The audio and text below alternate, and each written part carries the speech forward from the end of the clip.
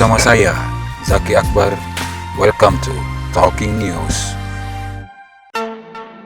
Talking News kali ini kedatangan Kapolrestabes Makassar, Kombes Pol Yudiawan Wibisono. Nah, seperti apa perbincangannya? Simak terus Talking News.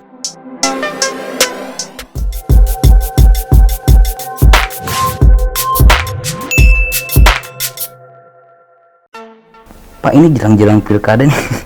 Situasi Makassar harusnya kalau malam itu lagi agak-agak padat tawuran nih, Pak. Ya, itu makanya Itu gimana, Pak? ini kita sudah melihat itu sejak puasa pertama. Iya. Ya, puasa pertama kan sekitar tanggal 23 Mei itu. Nah, dari sejak itulah mulai maraknya tawuran. Iya. Yang penuh tawuran itu sekitar bulan Juni. Saya sudah mendata ada sekitar 49 lokal tawuran Di selama Makassar. bulan puasa Makassar sampai dengan akhir lari Lebaran Idul Fitri. Iya. 49. Nah, untuk ini kami sudah mengedepankan pola-pola pengamanan. Kita juga ada pasukan penikam, terus kemudian patmor, patroli pemotor, jatandras, keliling, mobiling setiap saat, dan kita backup posek-posek yang daerahnya sering terjadi tawuran. Kan harus kita bisa analisa, dan akan saya terapkan aturan hukum yang berlaku. Kita tegakkan terhadap para pemicunya, Iya. bukan yang terlibat tawuran, tapi Betul. pemicunya.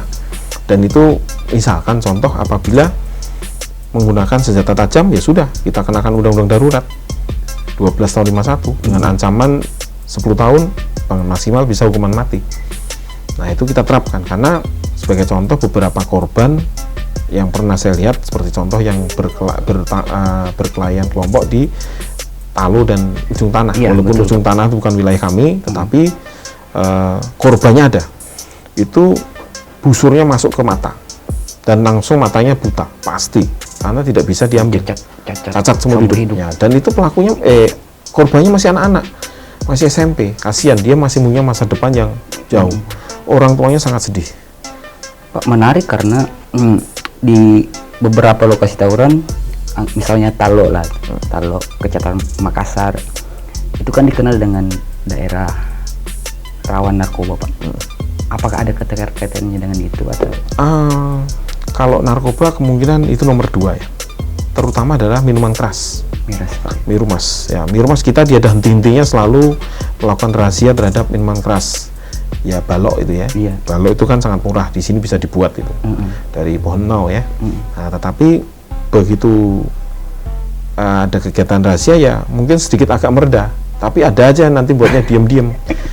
Mereka cepat sekali tersinggung kalau sudah minum minuman keras. Ya, kalau udah mabuk, Pak. Baru ditegur sedikit saja, seperti contoh yang kemarin pengeroyokan terhadap anggota TNI. Iya, betul. Itu hanya ditegur, jangan parkir di situ, marah langsung emosi, panggil teman-temannya. Yang satu manggil TNI, yang satu manggil warga masyarakat. Iya. Nah, yang korban semuanya korban, rugi. Yang masyarakatnya juga kena proses, yang TNI-nya juga diproses di POM. Nah, Ini kan ada isu-isu sih, Pak. Beberapa tawuran itu ada yang by design. Kira-kira begitu, Pak, bagaimana? Nah, sampai saat ini saya belum lihat. Ya, pokoknya intinya kalau terjadi tawuran, pemicunya yang kita proses hukum. Karena dia sebagai pemicu. Nah, provokatornya. Nah, ini bisa ketahuan nanti dari provokator. Kalau ternyata provokatornya dibayar, nah, ada kemungkinan ke arah sana. Nah, Tapi masih dalam lidik, Pak. Ya. Ini terakhir kita bulan Juli itu dua lokasi yang terjadi tawuran. Di Biringkanaya dan di Tamalate. Beberapa minggu terakhir banyak sih sounding dari warga dari kasus-kasus yang belum terungkap juga sih, Pak. Pertama dari gerombolan pemotor nih kalau malam, Pak, itu mulai aktif lagi nih, sejak lepas dari Lebaran sampai sekarang. Dan yang kedua, daerah Biring itu pelaku pembusuran itu mulai itu gimana, Pak? Ya, Mengantisipasi. kami sebagai aparat kepolisian tetap untuk para pelaku balapan liar ya, balapan liar, rombongan-rombongan motor yang seperti kemarin Jumat malam yang kita tindak itu kita proses. Ya, apalagi itu ternyata bukan orang sini, kebanyakan orang Takalar, orang Goa, orang Bukan Maros. warga Makassar, Pak. Bukan warga Makassar. Itu kasihannya apa, nanti begitu ditegur warga setempat yang diserbu. Makanya kemarin kita tindak dan setelah kita proses. Kalau seandainya kita tangkap, ya motornya pasti kan kita tilang, kita kasih hukuman maksimal. Yang bersangkutan, apalagi sekarang kondisi masih situasi pandemi begini ya, kita pekerjakan apalagi nggak pakai masker, sanksi sosialnya ada. Ya, nanti kita sanksi sosial ke rumah sakit yang merawat korban COVID. Nah, terus kemudian mungkin kita berikan mungkin rambutnya kita gunduli. Sudah seperti beberapa yang lalu. Ada yang push up juga. Push up, rambut kita gunduli. Kalau wanita kita potong pendek. Nah, itu sebagai bentuk sanksi terhadap mereka yang tidak patuh. Karena kita melindungi warga masyarakat juga. Sudah banyak kejadian para balapan liar ini, para pelaku balapan liar ini tidak mengindahkan peraturan lalu lintas. Mereka menabrak kendaraan yang sedang berhenti. Betul, Pak. Menabrak bakul yang ada di pasar, yang sedang jadi korban sih, Pak. Korban, termasuk anggota polisi sendiri, termasuk korban juga teman-teman wartawan lagi meliput, tiba-tiba ditabrak. Nah, terus ada juga dari organisasi lain yang sedang ada rapat, ada acara, tiba-tiba ditabrak. Nah, jadi sebenarnya tidak ada efek gunanya balapan liar. Tapi sebenarnya apa sih yang bikin, apalagi kan banyak kan remaja, Pak, yang melakukan itu. Kira-kira dari kepolisian melihat itu apa yang membuat ini remaja-remaja yang sampai? Nah, jadi kami dari kepolisian sendiri sebenarnya sudah mengambil langkah, yaitu koordinasi dengan pemerintah kota dan pemerintah Pemprov. Rencana kemarin kami Kapolrestabes sudah sepakat mengadakan balapan motor dan drag race. Dibikinkan arena. Iya. Jadi kita udah koordinasi dengan Pemkot, sudah setuju, Pemprov sudah setuju untuk balapan motor itu di daerah Sudiang. Iya. Ya, untuk drag race-nya di daerah Thalassa City. Itu sudah setuju. Dilaksanakan tanggal 28 Juni. Namun karena pandemi, itu semuanya batal. Sudah ada rencana itu, Pak? Sudah ada. Kita dengan teman-teman yang dulu pernah ikut balapan liar itu yang ketemu saya, Pak Kamal, salah. Iya, Pak Kamal. Pak Kamal udah ketemu saya, udah siap. Udah, ini ternyata pandemi ya, jadi stop tuh, nggak boleh ada kegiatan itu. Nah, makanya ya kita acarakan lagi nanti untuk ke depan, kita agendakan itu yang Thalassa City, yang drag race. Di Sudiang adalah balapan motor. Itu untuk siapa tahu ada para remaja yang berprestasi bisa menjadi pewakil daripada Sulsel, selain juga menghilangkan balapan motor yang balapan liar. Di situ arenanya. Jadi pelaku-pelaku yang pernah diamankan itu digandeng. Ya, rencana itu sudah Itu sudah berjalan Kenapa? Sebelumnya sudah berjalan itu, Pak. Ya, sudah. Pak Kamal kan itu digandeng. Sudah. Nah, sudah kita siapkan, termasuk ada pihak ketiga, yaitu orang Bugis juga sih, tapi dari Kalimantan. Udah siap. Nah, namun karena pandemi batal total. Dan responnya bagus. Remaja-remaja ini bagus. Respon bagus, dan kita akan viralkan, dan mereka setuju. Sudah banyak, udah sponsorship sudah siap itu, termasuk hadiahnya. Nah, namun karena pandemi tidak boleh, ya apa buat, semua batal, termasuk kegiatan-kegiatan masyarakat kan batal semua itu. Iya, betul. Secara kompleks nih, Pak, pengamanan Makassar, entah itu dari sistem pengamanan harian yang kalau malam sampai ke teknis pengamanan pilkada, itu kesiapan Polrestabes seperti apa? Kami dari Polrestabes itu dengan jumlah personil yang jumlahnya 2.182, memang ada tugas-tugas khusus yang lain. Kita untuk mengamankan kegiatan termasuk untuk pilkada nanti 23 kekuatan, sekitar kurang lebih 1.500. Nanti di backup dari Polda itu sekitar 900. Kemudian yang lainnya melaksanakan tugas rutin. Tugas rutin kepolisian yaitu seperti contoh pengamanan setiap hari terhadap gangguan Kamtipmas yang sering terjadi harian. Tapi kalau nanti untuk pilkada itu kita udah siapkan sekitar 1.500 dari Polrestabes ditambah 900 dari Polda backup. Itu belum lagi nanti pasukan permintaan bantuan kepada TNI. TNI pun kita siapkan karena kan memang dalam menjaga situasi Kamtipmas polisi tidak bisa sendiri. Selain dibantu oleh masyarakat juga didukung oleh TNI. Dan TNI udah siap, apalagi satuan TNI yang ada di Makassar ini kan banyak, termasuk Kostrad. Dan sudah Pak Pangdam juga sudah menyiapkan personel apabila Polda atau Polrestabes memerlukan, nanti dari TNI siap. Nah, ini nanti dalam rangka ini kita harapkan pada seluruh masyarakat untuk mematuhi aturan yang berlaku.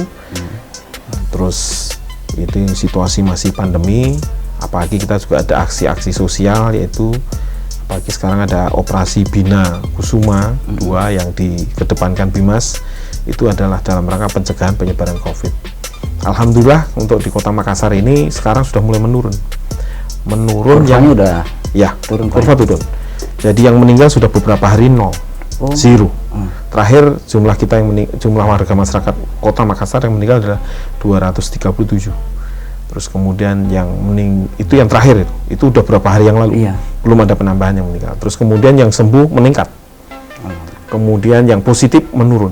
Biasanya rata-rata yang positif itu waktu 2 minggu belakangan ini di bawah 80 sih. Namun sekarang sudah 40, terakhir hari ini 30 yang positif. Jadi kurvanya menurun terus. Menurun, dan itu positif itu dihitung dari hasil swab, bukan dari hasil rapid, tapi hasil swab. Nah, dalam rangka pandemi itulah tetap kita melaksanakan tugas sebagai garda nomor 2 selain dari petugas para medis. Ya kan, polisi dengan TNI adalah garda kedua. Iya, betul. Pak, ini dari catatan kita nih di sini, Pak. Saya lebih menyerempet ke evaluasi kinerja Polsek, jajaran Bapak di Polsek, tingkat Polsek. Melihat dari runtutan peristiwa kejadian di beberapa wilayah, Talok dan Beringkana ini yang agak-agak rawan sih Pak, apa itu sesuai dengan datanya Bapak? Ya, kalau kami lihat dari data memang di sana agak rawan, khususnya perkelahian kelompok ya. Perkelahian kelompok, apalagi kenapa di rawan di situ ternyata pemukiman padat penduduk dan rata-rata kelas menengah ke bawah. Itu sangat rawan. Nah, otomatis saya juga harus lebih ekstra menerjunkan personil ke daerah itu selama 24 jam. Kita juga menggalang pada tokoh-tokoh masyarakat. Beberapa saat yang lalu daerah Bontoala juga kami ada program, yaitu mengajak kerjasama kerja bakti. Kerja bakti dengan warga yang sering terjadi perkelahian kelompok. Contoh di Kandia, ya kan, di Galangan Kapal, di Karwisi. Terus kemudian di beberapa tempat yang saya tidak sebutkan satu persatu, tapi tempat daerah yang sering terjadi perkelahian kelompok di Macini Parang. Ya, itu kami ajakan ini kerjasama dengan dengan warga setempat, kerja bakti. Setelah kerja bakti, kita berikan bantuan sembako ya dari masyarakat yang peduli terhadap warga masyarakat, keamanan. Kita salurkan pada mereka yang ternyata tukang biang keroknya perkelahian kelompok. Kalau terjadi lagi, saya pidanakan betul, ya kan, itu kita luruskan. Nah, itu sudah saya. Jadi langsung dikonfrontir ke lokasi Pak ya? Saya langsung terjun sendiri. Pada sebelumnya saya ada program juga ceramah di masjid, karena kita bisa masuk melalui program agama. Ya, di beberapa tempat yang saya semenjak menjabat itu daerah-daerah yang rawan gangguan Kamtipmas, Pampang. Kemudian di Kandia juga, terus Taluk, kemudian di yang kampung Sapiria. Ya, saya di situ. Di Lembo. Ya, di situ. Terus kemudian di beberapa tempat yang rawan gangguan Kamtipmas, itu saya masuk di masjid, kita berikan pengarahan. Setelah itu kita berikan bantuan pada masjid supaya warganya juga patuh. Selain patuh agama, patuh juga hukum. Ini merasa diperhatikan Pak ya? Ya, saya masuk ke sana. Nah, namun karena situasi pandemi, apalagi masjid juga banyak yang tutup, bahkan sampai hari ini ya otomatis kegiatan saya akhirnya kita datangnya aja ke secara door to door masyarakat. Dan itu masih berjalan sampai sekarang Pak? Masih berlangsung. Oke Pak, thank you Pak. Waktunya Pak, banyak informasi yang kita dapat Pak. Terima kasih banyak sekali Pak.